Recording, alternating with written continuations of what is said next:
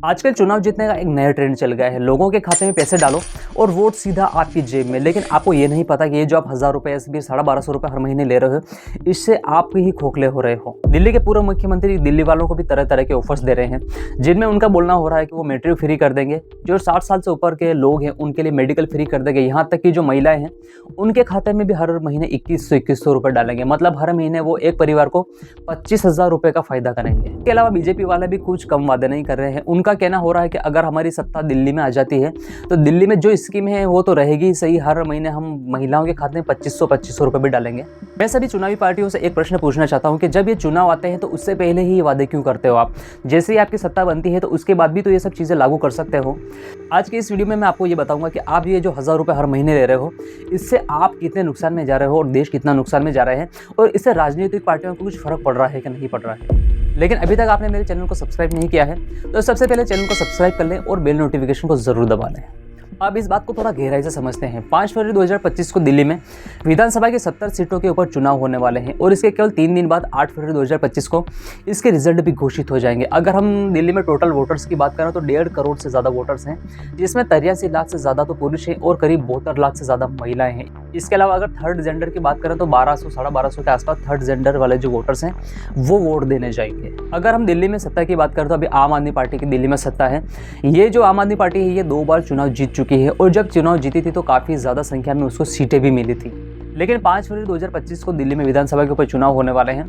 जब पहले चुनाव होते थे तो राजनीतिक पार्टियां ऐसे बोलते थे कि हम गरीबी हटा देंगे या फिर जनता के लिए ऐसे ऐसे काम करेंगे, लेकिन अब इसका उल्टा ही हो रहा है। अब राजनीतिक पार्टियां क्या कर रही है कि गरीबी तो उनसे हटाई नहीं जा रही है, सीधा सीधा गरीबों को ही हटा रही है वो। अब ये जो 1000 रुपये वाली, 2100 रुपये वाली और जो 2500 रुपये वाली स्कीम है, इसको थोड़ा गहराई से समझते हैं। 2023 में जब विधानसभा के चुनाव हुए थे तो मध्य प्रदेश के तत्कालीन मुख्यमंत्री शिवराज सिंह चौहान ने महिलाओं की जो स्थिति है उसको सुधारने के लिए एक स्कीम चलाई थी जिसका नाम था लाडली बहना योजना।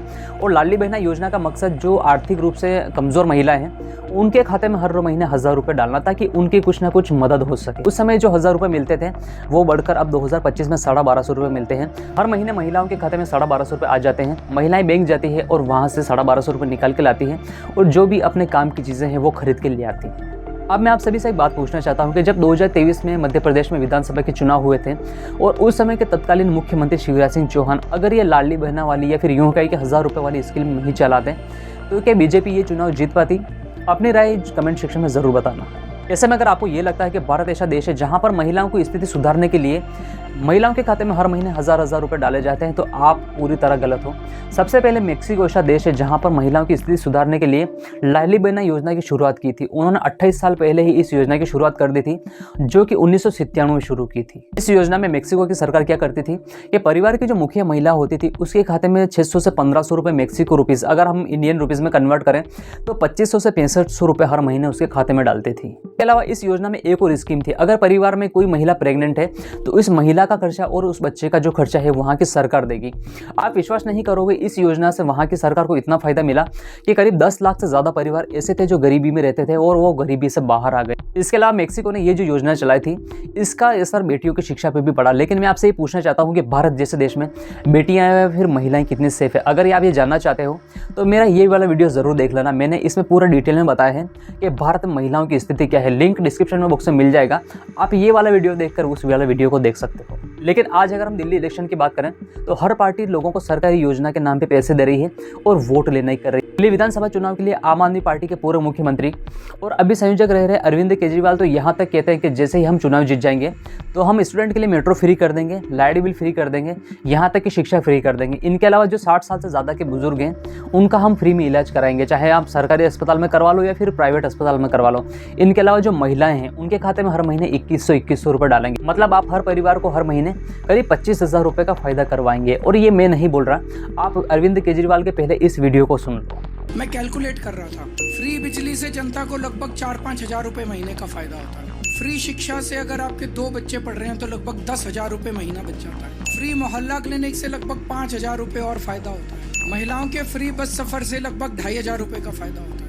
2100 रुपए देंगे, अगर एक भी महिला अगर घर में है तो 25,000 रुपये। दिल्ली सरकार से सीधा फायदा हो रहा है जनता को, 25,000 रुपये पर मंथ। अगर बीजेपी की सरकार आ गई तो बीजेपी वाले कह रहे हैं ये सब बंद कर देंगे। अब ये तो था आम आदमी पार्टी का हाल, लेकिन बीजेपी की हालत भी कुछ कम नहीं है। बीजेपी ने अपने घोषणा पत्र में ये लिखा है कि अगर वो दिल्ली विधानसभा का चुनाव जीत जाते हैं तो वो आम आदमी पार्टी द्वारा जो जन कल्याणकारी योजना चलाई जा रही है वो तो कंटिन्यू रखेगी ही सही, बल्कि इसके अलावा 2500 रुपये भी महिलाओं को देंगे। लेकिन मैं आप सभी सरकारी पार्टियों से एक सवाल पूछना चाहता हूँ कि ये जो आप सरकारी योजनाओं के नाम पर लोगों को पैसे दे रहे हो, ये चुनाव होने से पहले ही क्यों दे रहे हो? जब आपकी सरकार बनती है, सत्ता में आती है और 5 साल का आपको समय मिलता है, उस समय भी तो आप नई नई योजनाएं लागू कर सकते हो और जनता की भलाई कर सकते हो। बीजेपी ने विधानसभा चुनाव से पहले उनका संकल्प पत्र भी जारी किया था।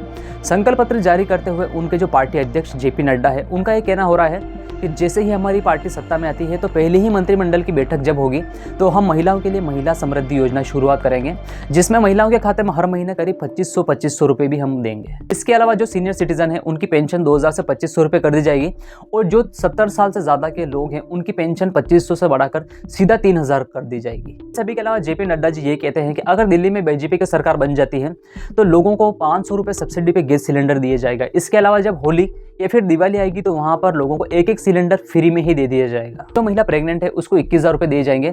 और ये जो सारी चीज़ें हैं ये बीजेपी ने अपने जो पहला संकल्प पत्र है उसमें जारी की है। अब मैं आप सभी से एक बात पूछना चाहता हूँ कि ये जो राजनीतिक पार्टियाँ सरकारी योजनाओं के नाम पर लोगों को पैसे बांट रही है, ये पैसा कहाँ से आएगा? ये आएगा सरकारी खजाने से। और सरकारी खजाने की पूर्ति कैसे होगी? वो होगी टैक्स के रूप में। इसके अलावा जब टैक्स देने की बारी आती है तो टैक्स कौन देगा? ओबियसली मिडिल क्लास देगा, क्योंकि सरकारी लोगों या फिर यूँ कहें कि जो बड़े बड़े उद्योगपति लोग हैं उनको कोई फ़र्क पड़ता नहीं है। जो गरीब लोग हैं उनको वैसे ही इतनी सुविधाएं मिल रही हैं और बेचारा फंसा मिडिल क्लास को सभी टैक्स देने पड़ेंगे और जो सरकारी खजाने का पैसा आप इन लोगों को बांट रहे हो उनकी भरपाई करनी पड़ेगी। अगर आप जानना चाहते हो कि मिडिल क्लास को टैक्स से कितना फ़र्क पड़ता है तो आप मेरे इस वाले वीडियो को ज़रूर देख लेना, लिंक नीचे डिस्क्रिप्शन बॉक्स में मिल जाएगा। आप इस वाले वीडियो को देख के उस वाले वीडियो को ज़रूर देख लेना। 2023 में मध्य प्रदेश में जब शिवराज सिंह चौहान ने लाडली बहना योजना की शुरुआत की थी तो उस समय महिलाओं के खाते में हर महीने हजार रुपए आते थे। लेकिन हम अगर 2025 के आंकड़ों की बात करें तो अभी हर महीने करीब 1250 रुपये आते हैं। महिलाएं हर महीने वहाँ पे बैंक जाती है और बैंक से 1250 रुपये निकल के आती हैं। लेकिन आपको ये जानकर हैरानी होगी कि ये जो आप 1250 रुपये ले रहे हो इससे सीधा नुकसान आप ही को है। और नुकसान कैसे है ये आप वीडियो में आगे देख सकते हैं। हर महीने करीब 1,30,00,000 महिलाएं ऐसी होती हैं जो लाडली बहना योजना का फ़ायदा लेती है और हर महीने जो वहाँ की सरकार या फिर यूँ कहें कि मध्य प्रदेश सरकार होती है उसको 1600 करोड़ के आसपास जो पैसे होते हैं वो महिलाओं के खाते में डालने पड़ते हैं। और इस हिसाब से कैलकुलेशन करें तो 12 महीने के करीब 19,200 करोड़ होते हैं। मतलब समझ रहे हो आप, 19,000 करोड़ केवल लाडली बहना योजना को चालू रखने के लिए ही राज्य सरकार पे कर रही है। वैसे में कई महिलाएं या फिर कई लोग ये सोच रहे थे कि ये जो रकम है ये बढ़कर 1250 से 2,000 या 3,000 पे चली जाएगी। तो मैं आपको बता दूं कि ऐसा कुछ भी नहीं होने वाला है। सरकार वैसे ही घाटे में चल रही है। सरकार के सरकारी खजाने में फंड ही नहीं है। केवल लाडली बहना योजना चालू रखने के लिए ही मध्य प्रदेश सरकार हर साल करीब 19,000 से ज़्यादा करोड़ रुपए खर्च कर रही है। जब राज्य सरकार सरकारी योजनाओं के नाम पर लोगों के खाते में सीधा पैसे डाल देगी तो सरकारी फंड में पैसा ही नहीं बचेगा। और जब सरकारी फंड में पैसा ही नहीं रहेगा तो राज्य का या फिर यूँ कहें कि देश का विकास होना तो असंभव है।